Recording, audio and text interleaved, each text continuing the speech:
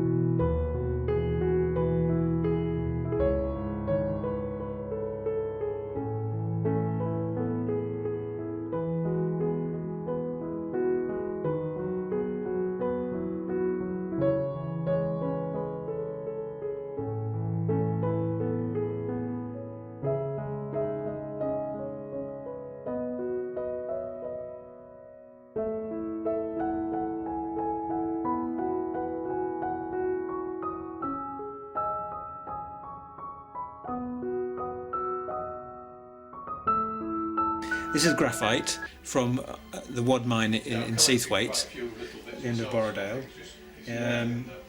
It's very soft. It's got the highest melting temperature of any mineral, higher than tungsten. and it's almost pure carbon, but not quite. It's 4% iron or thereabouts, and it was used for a long time for marking things with. The shepherds originally used it for marking the sheep. And they lined the insides of crucibles with it so that that ball would come out easy. That was very important. In fact, Yeah. that's one of the things that made it so valuable. We had an edge over other nations for having graphite, as it was the only place in Europe where really pure graphite was found at that time. Which is why it was so valuable, protected, and a hanging offence if you stole it. Exactly. Yes, it was. Extremely valuable and much in demand, and it gave us an edge over all sorts of things. Lining of moulds, as you say, the smoothness of the bore of a cannon or a rifle would be much smoother.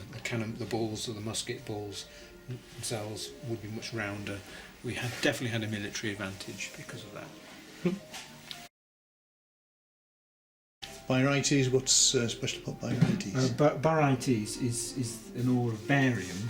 It's never extracted just for barium, but it was used recently for lining the reactors in, for example, Calder Hall in Cumbria. It's a radiation shield when you have a barium meal. That was a much later use, but originally